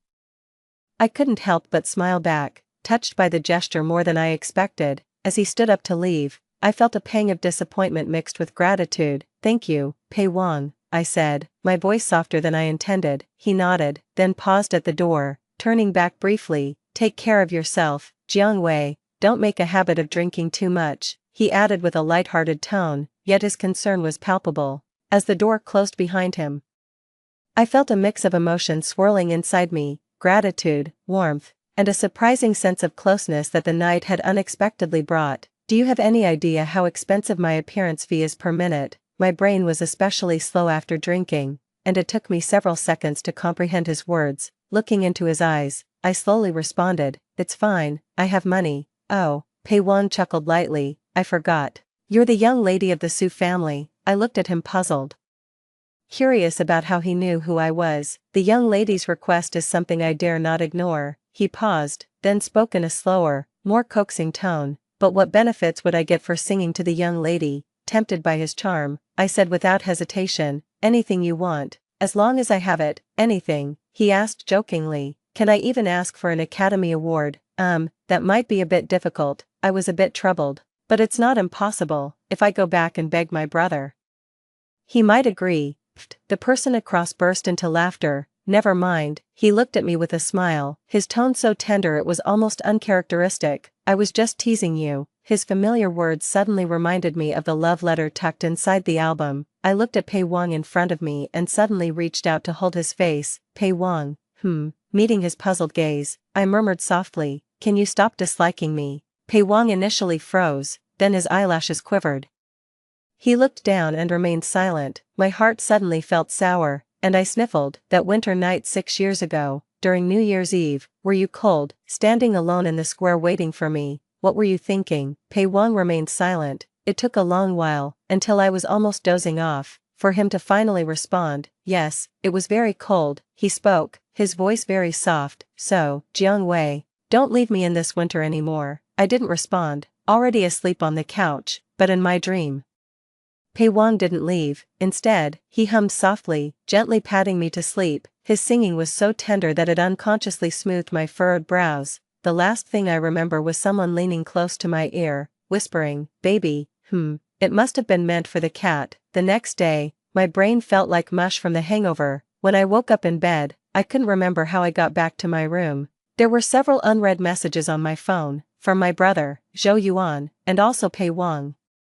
My brother's message was telling me he would be returning to the country next month. Zhou Yuan was asking why she didn't receive my New Year's greetings first last night, wondering if I didn't love her anymore. As for Pei Wang's, I stared at the message on the screen, suddenly feeling illiterate. "Pei Wang, I made you a hangover soup, remember to drink it." I thought about it and tentatively replied to him, "Jiang Wei, did I say something wrong again after getting drunk yesterday?" Pei Wang responded immediately, Pei Wang, go ahead and drink it, I didn't poison it." "Alright then." Feeling reassured, I got up, washed up, and went to heat up the hangover soup to drink. As I sipped the soup, I began responding to unread messages one by one, after selectively ignoring a message from my editor that was disguised as a blessing but was actually nudging me for my draft. I habitually opened Weibo. That's when I saw a post from Pei Wang from 10 hours ago, late at night. Pei Wang v. Urgent, how do you make delicious hangover soup? Looking at the comments, many fans shared their family recipes for hangover soup, and some were concerned if Pei Wang had drunk too much. Pei Wang replied to one of the top comments that showed concern, "No, it's a family member who got drunk." Family, Looking at the bowl of hangover soup in front of me, suddenly it seemed more than just an ordinary bowl of soup. Damn. I even suspected Pei Wang of poisoning it. I'm really terrible. Aren't I? 13. I had agreed to be Pei Wang's part-time assistant, so I continued to report to the set on time every day. Over time, everyone else also learned that Pei Wang and I were old classmates. During breaks, some would even gossip with me. People must have chased after teacher Pei a lot in high school since he's so handsome, right? I thought about it. Not really. I remember one Valentine's Day. Many boys in our class received chocolates, but he didn't get any. He even asked me for some. In the end, I just bought a random piece from the store for him, and he was really happy. Wait, something seems off. I suddenly realized something. Would someone who usually receives love letters frequently not get any chocolates on Valentine's Day? I seemed to have suddenly understood something. Just then, Pei Wang came back from filming, saw me still chatting with others, and frowned. "Aren't you supposed to be assisting me?" The water's gone cold, but I just looked at him. My gaze filled with silent accusation. Was the chocolate I bought on a whim tasty on that Valentine's Day in our first year of high school? Pei Wang, and where did you hide the other chocolates that people gave you? I suddenly feel that not everything should trouble an assistant. It's just hot water, I'll get it myself. After saying that, Pei Wang turned around to get the hot water. Meanwhile, I watched his retreating figure, feeling somewhat amused. So it was that early, 14.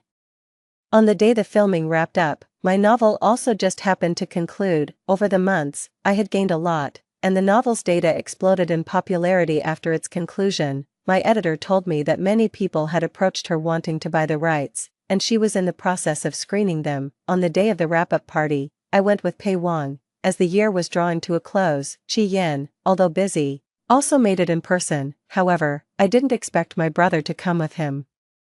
Upon seeing Su Qing, I instinctively restrained the smile on my face and respectfully called out, "Brother, MHM, Su Qing responded, then his gaze fell on Pei Wang standing next to me, and he frowned slightly. Seeing this, Pei Wang clearly became a bit nervous. "Mr. Su, hello, I'm Pei Wang, MHM, Su Qing nodded slightly, acknowledging him. He was always reserved. 6 years ago, on that afternoon when he first knocked on my door, it was the same. As I was about to head out, I was startled to see Su Qing and his bodyguard standing behind him when I opened the door. "Who are you looking for? Who has come?" Curious as to why I hadn't made a sound for a long time.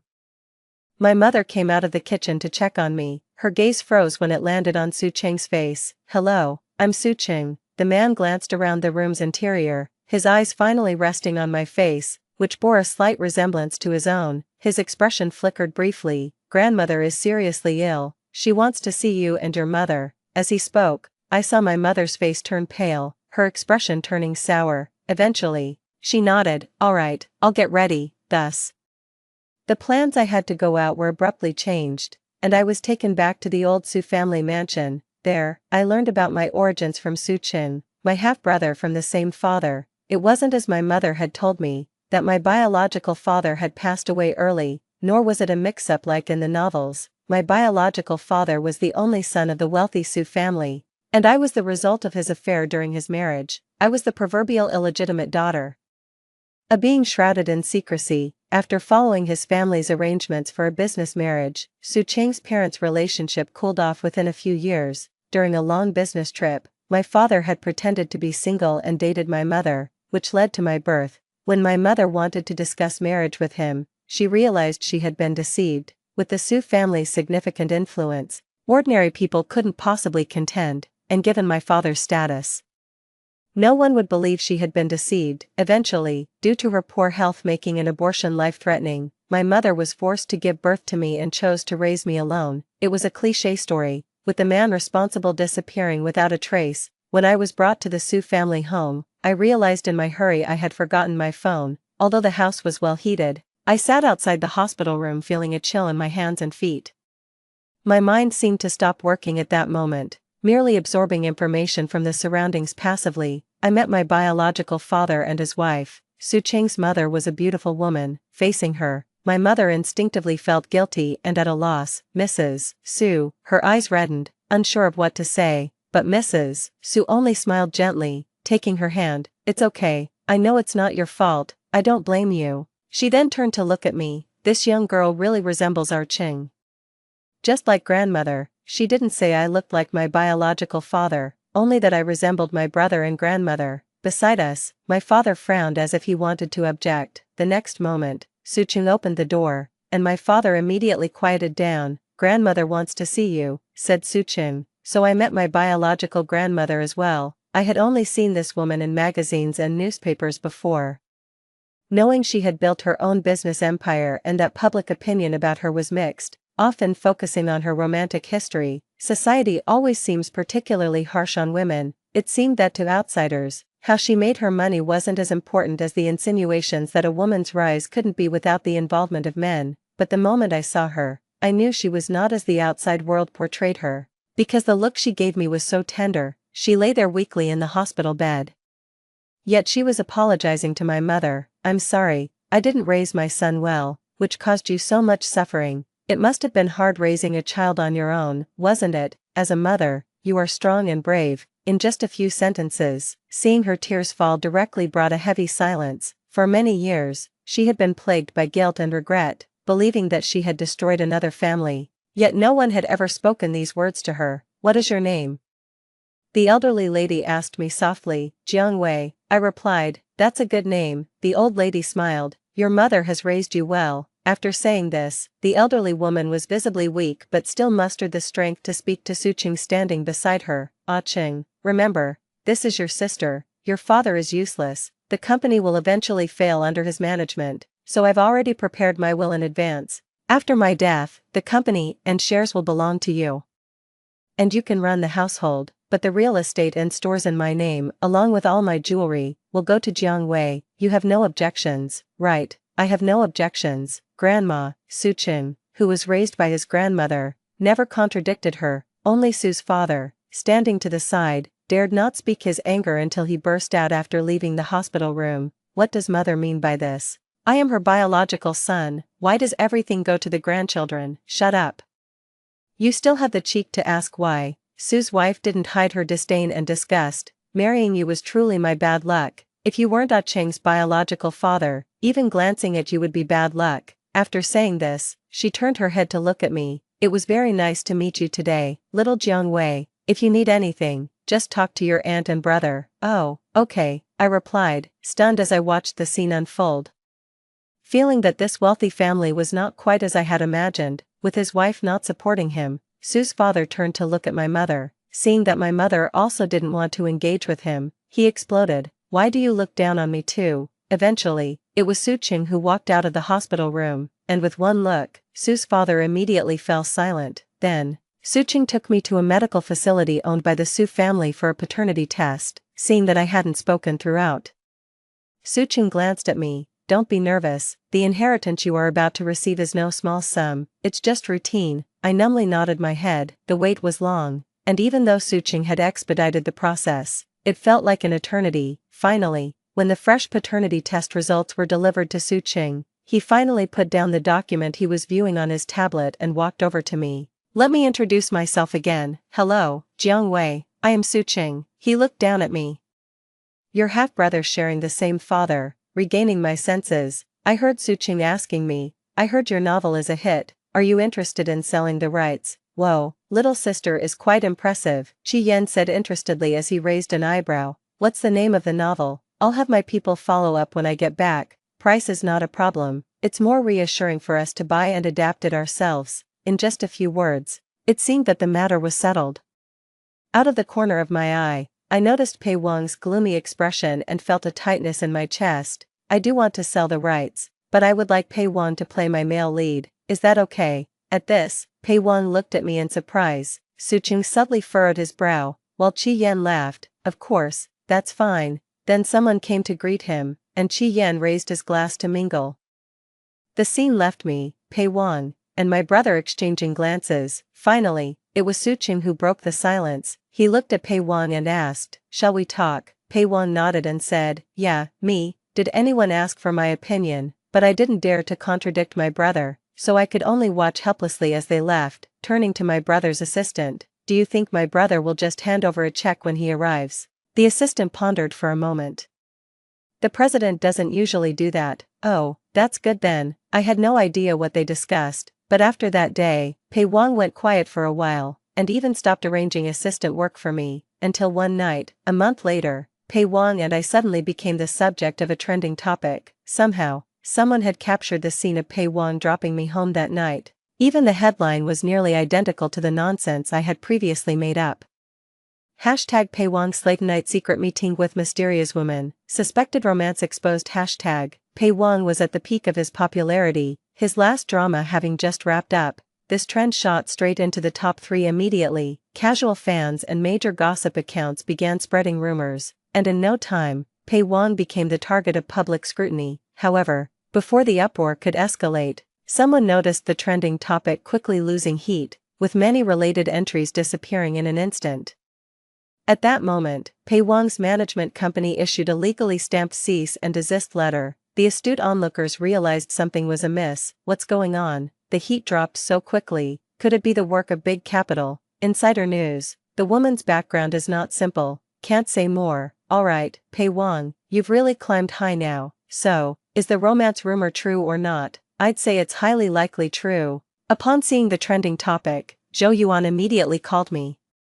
What's going on? Are you and Pei Wang together? No, I was really anxious now. Although I knew Pei Wang had taken me home that night, I hadn't expected to be photographed. If Pei Wang got into trouble because of me, it would be a terrible sin, no matter the cost. The trending topic had to be taken down. I was about to call Qi Yan when Pei Wang suddenly messaged me. Pei Wang, Jiang Wei, don't worry, I'll handle it. But I was even more worried about his future, and quickly typed a response, Jiang Wei. Don't be rash, it's okay for me to be discussed a bit. Really? Pei Wang didn't reply. Minutes later, Zhou Yuan sent me a 10-second voice message of her screaming, quick, check Pei Wang's Weibo. Instinctively, I opened Weibo, but the app was so overloaded it nearly crashed. 10 minutes later, when I finally logged in, Pei Wang's post had already blown up. Because Pei Wang had shared our photo taken in front of the computer and openly responded, Pei Wang v. She is the one I've secretly adored since my youth, the one for whom I've striven so hard. Reading this post, I felt like a bottle of peach soda that had been shaken, bubbles of excitement bursting within me. At that moment, I remembered the love letter that had yellowed with age. Years later, the love I couldn't voice before was now proudly declared under the sunlight. Ding, a message from Pei Wang popped up on my phone. Pei Wang, come downstairs. I almost leapt from my bed, threw on a down jacket over my pajamas, and rushed out the door. Only once outside did I realize it had begun to snow. Pei Wang, who had just been trending online, was now standing right before me in the flesh. I wanted to rush up and embrace him, but feared being photographed again, so I had to sneak over, constantly looking around as I approached. Why did you come? It's so risky. Before I could finish, Pei Wang had already embraced me. Why sneak around, he said. I've already made it public, no need to hide anymore. Am I really that unbearable to look at? Oh, you should be more mindful of your actions, don't get too handsy. I struggled a few times, but seeing that I couldn't break free, I was forced to just enjoy it. I buried my head in his chest and muttered gloomily, you know, I'm a fan of your career. Pei Wang raised an eyebrow. I thought you were just a fan of my looks. Am I that shallow? Oh. Then who is it that has my photo in the most prominent place in the study? I lifted my head from his chest, feeling a bit embarrassed. Why did you go through my house without my permission? Some drunkard passed out on the sofa and never woke up. I had to at least get her to her room. How would I know which one was the bedroom and which was the study without looking? I couldn't argue. He had a point. Alright, you've seen me now. And you have work tomorrow, right? You should head back. Having been Pei Wang's part-time assistant for a while, I was well versed in his schedule. Pei Wang, are you sure there's nothing you want to tell me? I shook my head. Fine, then I'm leaving. Pei Wang seemed upset again, though he said he was leaving. He moved incredibly slowly, making small gestures every 3 steps and turning back dramatically every 5 steps, and there I was, just watching his antics. As expected, Pei Wang, not getting the response he hoped for, stormed off in a fit.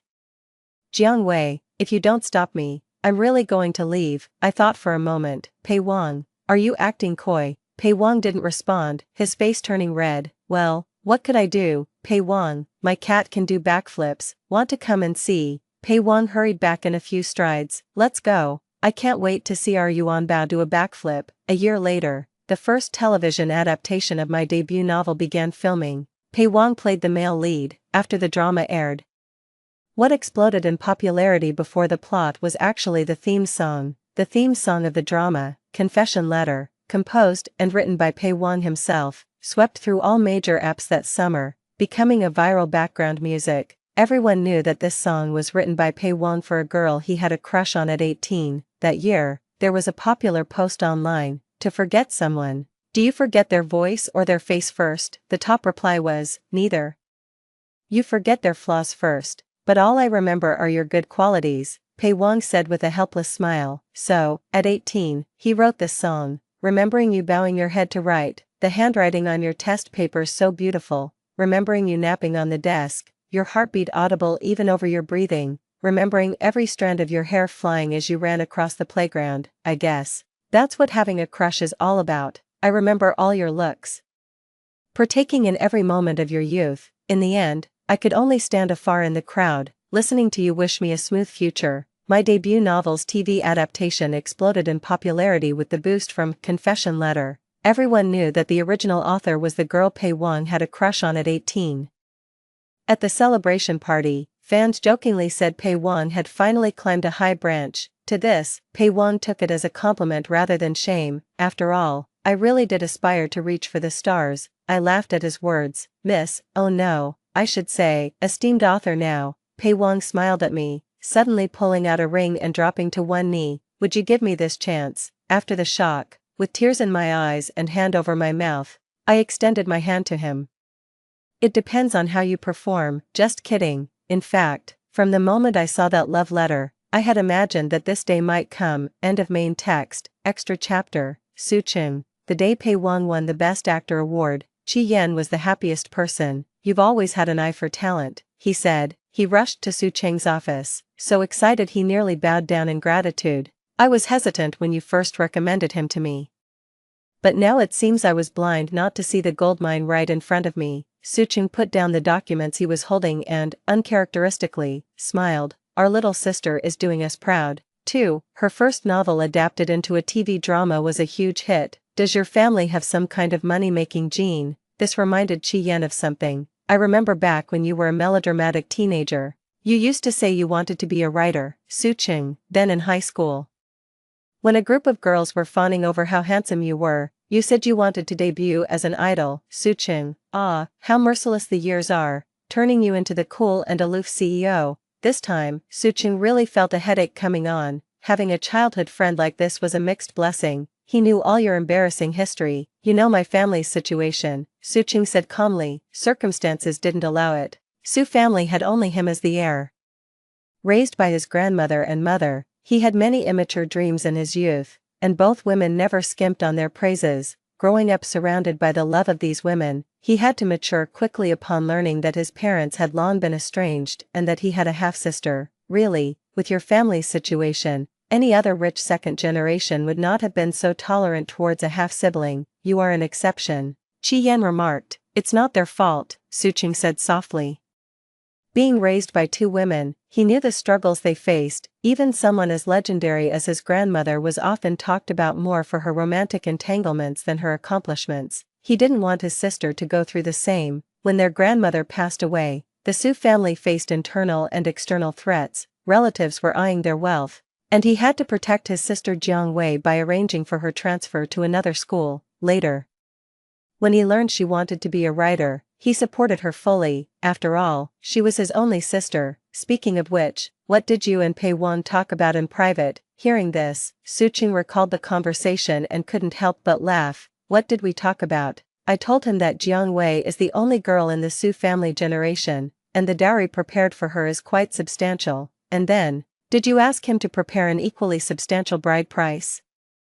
Chi Yan was already calculating how much Pei Wang had earned over the years, but no matter how much, how could it compare to the Su family's wealth? To this, Suqing just chuckled. No, I asked him to marry into our family. What? Chi Yan was stunned, then he agreed without hesitation. Truly a hopeless romantic. Extra chapter. Pei Wang. 1. Jiang Wei transferred schools. Pei Wang heard the news while lying in bed with a high fever. On New Year's Eve, he was alone in the square, waiting from day until dark, until he finally sent Jiang Wei that message in frustration. Jiang Wei, I'm not waiting anymore. At that time, he thought she had just missed their appointment due to some last-minute issue, but he never expected that the next time he heard news of her, she had transferred schools. Just the day before, they had been dreaming about the future together, and Jiang Wei had even promised to be his agent someday. Little liar. Pei Wan had just finished an overnight shoot when he received an invitation to a class reunion. He had been incredibly busy during that period. Initially, he wanted to decline as he usually did, but after receiving a message from Zhou Yuan saying that Jiang Wei would also be there, he fell silent. After much hesitation, he finally asked for half a day off from the crew. The reason? To attend a high school reunion.